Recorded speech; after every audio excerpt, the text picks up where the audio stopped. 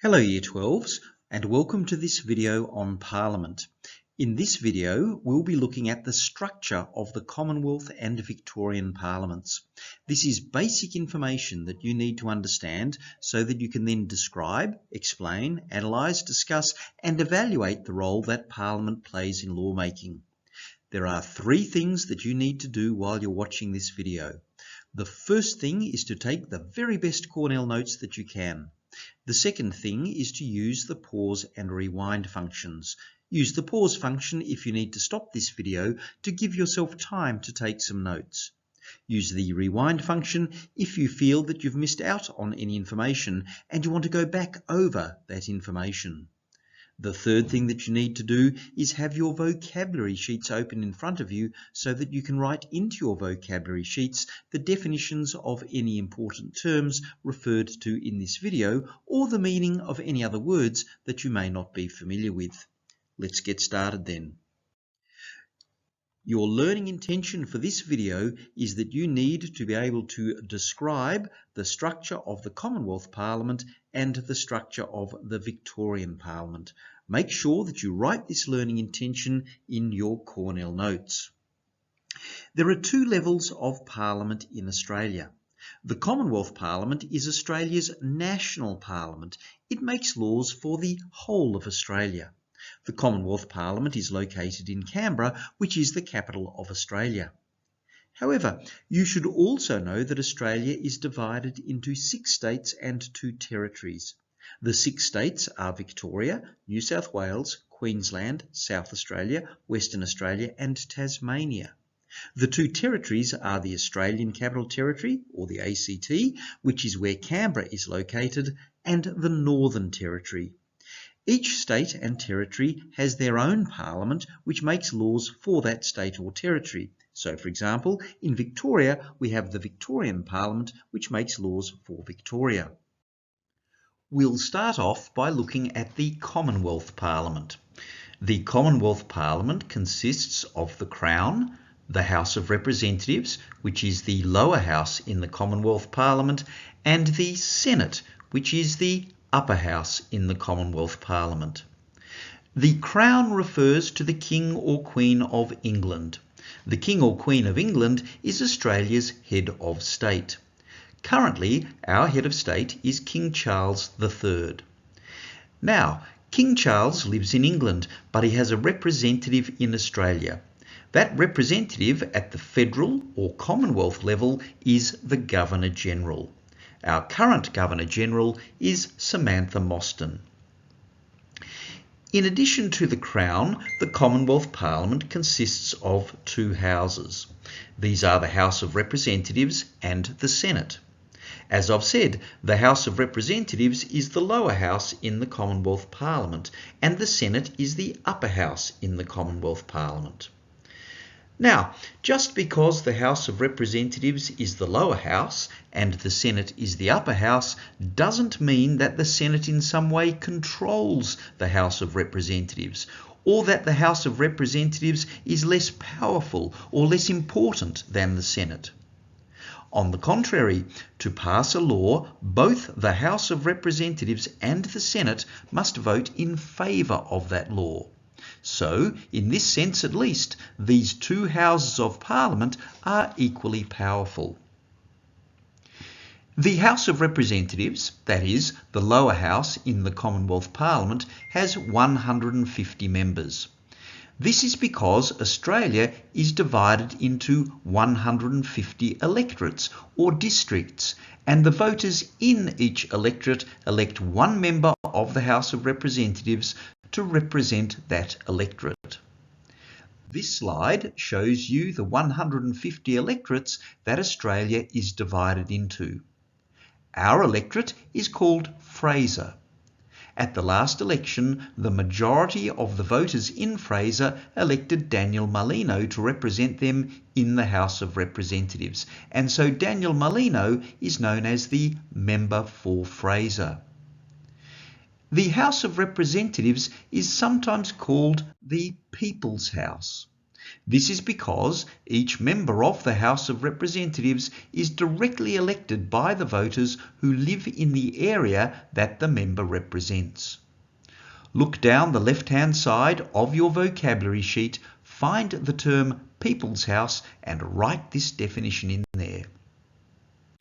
On the other hand, the Senate has 76 members. As I've said, Australia consists of 6 states and 2 territories. This slide shows you Australia divided into its 6 states and 2 territories. The voters in each state elect 12 senators for that state. The voters in each territory elect 2 senators for that territory. Because there are 6 states, this means that there are 6 times 12, that is 72 senators elected for the states. Because there are 2 territories, this means that there are 2 times 2, that is 4 senators elected for each of the territories. The Senate is sometimes called the States House. This is because each state is represented in the Senate by an equal number of senators, that is 12 senators.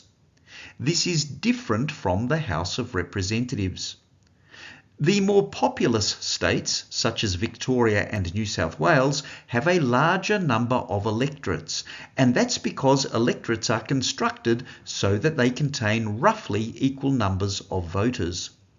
Because Victoria and New South Wales have much larger numbers of voters, they have more electorates. As a consequence, there is a greater number of members of the House of Representatives from, say, Victoria than from, say, South Australia. When our parliamentary system was set up, the less populous states, such as South Australia, were concerned that the more populous states, such as Victoria, would be able to control the Commonwealth Parliament. The purpose of establishing the Senate was to establish a House of Parliament that was controlled equally by all of the states. So, even if the House of Representatives passed legislation that was supported by the more populous states and opposed by the less populous states, that legislation could still be rejected in the Senate, where each state has an equal number of votes because each state is represented by 12 senators. Look down the left-hand side of your vocabulary sheet, find the term States House and write this definition in there. Elections for the House of Representatives are held at least every 3 years. However, it's a different situation in the Senate.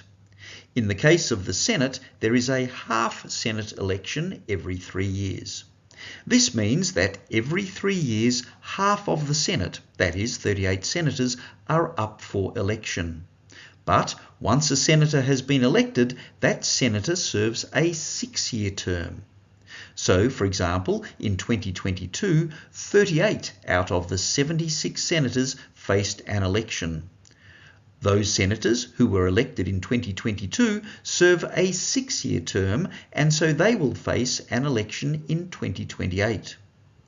But in the recent 2025 election, the remaining 38 senators faced an election. Those senators who were elected in 2025 also serve a 6-year term, and so they will face their next election in 2031. Well, that's enough about the Commonwealth Parliament for the time being. Let's now look at the structure of the Victorian Parliament. The Victorian Parliament consists of the Crown, the Legislative Assembly, which is the lower house in the Victorian Parliament, and the Legislative Council, which is the upper house in the Victorian Parliament. Yet again, the Crown refers to the King or Queen of England. The King or Queen of England is Victoria's head of state. Currently, Victoria's head of state is therefore King Charles III. Now, as we've said before, King Charles lives in England, but he has a representative in Victoria. That representative is the Governor, and the current Governor of Victoria is Margaret Gardner. In addition to the Crown, the Victorian Parliament consists of 2 houses. There is the Legislative Assembly and there is the Legislative Council. The Legislative Assembly is the lower house in the Victorian Parliament and the Legislative Council is the upper house in the Victorian Parliament. As with the Commonwealth Parliament, the fact that the Legislative Assembly is the lower house and the Legislative Council is the upper house doesn't mean that the Legislative Council in any way controls the Legislative Assembly or that the Legislative Assembly is any less powerful or less important than the Legislative Council. On the contrary, to pass a law, both the Legislative Assembly and the Legislative Council have to vote in favour of that law, and so at least in this sense, these two houses of the Victorian Parliament are equally powerful. The Legislative Assembly, that is the lower house in the Victorian Parliament, has 88 members. And this is because Victoria is divided into 88 electoral districts and the voters in each electoral district elect one member of the Legislative Assembly to represent that electoral district. This slide shows you the 88 electoral districts that Victoria is divided into. Our electoral district is called St Albans. At the last Victorian election, the majority of voters in St Albans elected Natalie Suleiman to represent them in the Legislative Assembly. And so Natalie Suleiman is known as the member for St Albans. The Legislative Assembly is sometimes called the People's House. This is because each member of the Legislative Assembly is directly elected by the voters who live in the area that the member represents. Look down the left-hand side of your vocabulary sheet, find the term People's House and add into that definition a reference to the Legislative Assembly. In summary, the lower house in each of the Commonwealth Parliament and the Victorian Parliament are sometimes referred to as the People's House because the members of those houses are directly elected by the voters who live in the areas that those members represent. On the other hand, the Legislative Council consists of 40 members. This is because, as you can see on this slide, Victoria is also divided into 8 electoral regions, and the voters in each region elect 5 members of the Legislative Council to represent that region. Note that while we call the Senate, which is the upper house in the Commonwealth Parliament, the States House, we do not call the Legislative Council, which is the upper house in the Victorian Parliament, the States House. This is because the Legislative Council is part of the Victorian Parliament, that is, it's within one state. Elections for the Legislative Assembly are held every 4 years, at the same time as elections for the Legislative Council. That also means that elections for the Legislative Council are held every 4 years, which is at the same time as the elections for the Legislative Assembly. Putting this in simpler terms, elections for both the Legislative Assembly and the Legislative Council are held every 4 years at the same time, and that is always on the last Saturday in November. Using all of the information that I've given you so far, we're now in a position to describe the Australian parliamentary system. If you're ever asked to describe the Australian parliamentary system, you can do this by describing the 3 very important features of it. The first feature is that Australia is a federation. A federation is a system of government where a national parliament makes laws for the whole country and separate state parliaments make laws for each state. In your vocabulary sheets, find the term federation and write that definition in there. We say that Australia is a federation because it has a national parliament, that is the Commonwealth Parliament, which makes laws for the whole of Australia, and separate state parliaments such as the Victorian Parliament, which make laws for their own state. The second feature is that both the Commonwealth Parliament and the Victorian Parliament are bicameral. A bicameral parliament is a parliament that is made up of 2 houses of parliament, that is, an upper house and a lower house. In your vocabulary sheets, find the term bicameral and write that definition in there. We say that the Commonwealth Parliament is bicameral because it's made up of an upper house, the Senate, and a lower house, the House of Representatives. We say that the Victorian Parliament is bicameral because it's made up of an upper house, the Legislative Council, and a lower house, the Legislative Assembly. In fact, most of the state parliaments in Australia are bicameral. The exception is the Queensland Parliament, which is unicameral. That is, the Queensland Parliament only consists of one house. The third feature is that Australia is a constitutional monarchy. A constitutional monarchy is a system of government where a monarch, that is a sovereign such as a king or a queen, is the head of state, but that monarch can only exercise their powers in accordance with a constitution. In your vocabulary sheets, find the term constitutional monarchy and write that definition in there. We say that Australia is a constitutional monarchy because the King or Queen of England, currently King Charles III, is the head of state of Australia, but his powers are limited by the Australian Constitution. The Australian Constitution is a key piece of legislation that establishes Australia's political and legal systems at the Commonwealth level. Importantly, the Australian Constitution makes it very clear that the monarch and the Crown's representative, the Governor-General, do not have much power at all. On the contrary, it is the Commonwealth Parliament, not the monarch, that makes laws for Australia. It is the Commonwealth Government, not the monarch, that governs Australia. And it is the courts, not the monarch, that decide legal disputes. We've talked about the Houses of Parliament, but now it's time to talk about the composition, that is, the makeup of the Houses of Parliament.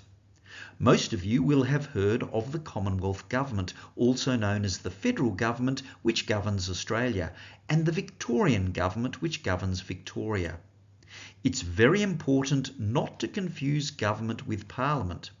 As we'll see, while the government can introduce, that is propose, laws to Parliament, it is Parliament which decides whether or not to pass those laws. Here we come to the definition of government. The party or coalition of parties that has the highest number of elected members in the lower house forms the government. The members of Parliament who belong to this party make up the government. Look down the left-hand side of your vocabulary sheets, find the term government and write this definition in there. So, for example, at the last federal election, which was held in 2025, the Australian Labor Party won the most number of seats in the House of Representatives. In fact, it won 94 of the 150 seats, which is well over half of the seats in the House of Representatives. Put another way, the Australian Labor Party has the highest number of elected members in the House of Representatives. This is the reason the Australian Labor Party is the Commonwealth Government. And at the last Victorian election, which was held in 2022, the Australian Labor Party won 56 out of the 88 seats in the Legislative Assembly, which is well over half of the seats in the Legislative Assembly. Put another way, the Australian Labor Party has the highest number of elected members in the Legislative Assembly. And this is the reason the Australian Labor Party is the Victorian Government. The leader of the Commonwealth Government is called the Prime Minister. Currently, our Prime Minister is Anthony Albanese because he is the leader of the Australian Labor Party, which is the party that formed the Commonwealth Government following the last federal election. The leader of a state government is called a Premier. Currently, the Premier of Victoria is Jacinta Allan because she is the leader of the Victorian branch of the Australian Labor Party, which is the party that formed the Victorian government following the last Victorian election. Now, the Prime Minister can't govern Australia all alone, and the Victorian Premier can't govern Victoria all alone. These jobs are too big for just one person. So both the Prime Minister and the Premier appoint other members of the government to help them. These people are called ministers. Here we come to yet another important definition to include in your vocabulary sheets. Look down the left-hand side of your vocabulary sheets, find the term minister and write this definition in there. A minister is a member of Parliament and of the government who is appointed by the leader of the government to administer a government department. So the Prime Minister has appointed ministers to help the Prime Minister govern Australia, such as the Federal Treasurer, the Federal Education Minister and the Federal Health Minister. And the Victorian Premier has appointed ministers to help the Premier govern Victoria, such as the Victorian Treasurer, the Victorian Education Minister and the Victorian Health Minister. These ministers can be members of either the lower house or the upper house of the relevant parliament. The important thing is that they are members of the party that won the highest number of seats in the lower house. Now, some ministers are more important than others because they're given greater responsibilities. One of the most important ministers in the federal government, besides the Prime Minister, is the Federal Treasurer. And one of the most important ministers in the Victorian government, besides the Premier, is the Victorian Treasurer. The job of the Federal Treasurer is to look after Australia's money, and the job of the Victorian Treasurer is to look after Victoria's money. The Prime Minister and his or her more senior ministers make up the Federal Cabinet, which is the group of people that decides the Commonwealth Government's policies. The Premier and his or her more senior ministers make up the Victorian Cabinet, which is the group of people that decides the Victorian Government's policies. There are other members of the Commonwealth Government who have been elected to the Commonwealth Parliament but have not been made ministers. And there are other members of the Victorian Government who have been elected to the Victorian Parliament but have not been made ministers. These people are called government backbenchers. But Parliament is not just made up of members of the government, that is, members of the party that has the highest number of elected members in the lower house. There are other members of Parliament who are members of the opposition or are crossbenchers. The opposition is the party or coalition of parties that has the second highest number of elected members in the lower house. Look down the left-hand side of your vocabulary sheets, find the term opposition and write this definition in there. The leader of the federal opposition is Sussan Ley. The reason that she is the leader of the federal opposition is that at the last federal election in 2025, the party that she leads, the Liberal National Party coalition, won the second highest number of seats in the House of Representatives, 43 of the 150 seats. The leader of the Victorian opposition is Brad Batten. The reason that he is the leader of the Victorian opposition is that at the last Victorian election in 2022, the party that he leads, the Victorian branch of the Liberal National Party coalition, won the second highest number of seats in the Legislative Assembly, 27 of the 88 seats. Just like the Prime Minister, the leader of the federal opposition needs people to help him or her, and just like the Premier, the leader of the Victorian opposition needs people to help him or her. So each of these opposition leaders appoints shadow ministers. And here is another important definition for you. Look down the left-hand side of your vocabulary sheets, find the term shadow minister and write in there, a shadow minister is a member of Parliament and of the opposition who is appointed by the leader of the opposition to keep a check on, that is, to shadow a government minister. So Ms. Ley has appointed a number of members of her party, drawn from the House of Representatives and also from the Senate, to be shadow ministers in the Commonwealth Parliament. And Mr. Batten has appointed a number of members of his party, drawn from the Legislative Assembly and also from the Legislative Council, to be shadow ministers in the Victorian Parliament. For example, the job of the Federal Shadow Treasurer is to keep a check on the Federal Treasurer, and the job of the Victorian Shadow Minister for Education is to keep a check on the Victorian Minister for Education. Now, some of these shadow ministers are more senior than others. And again, these more senior members, together with the relevant leader of the opposition, make up the shadow cabinet. There are other members of the federal opposition who have been elected to the Commonwealth Parliament but have not been made shadow ministers in the Commonwealth Parliament. And there are other members of the Victorian opposition who have been elected to the Victorian Parliament but have not been made shadow ministers in the Victorian Parliament.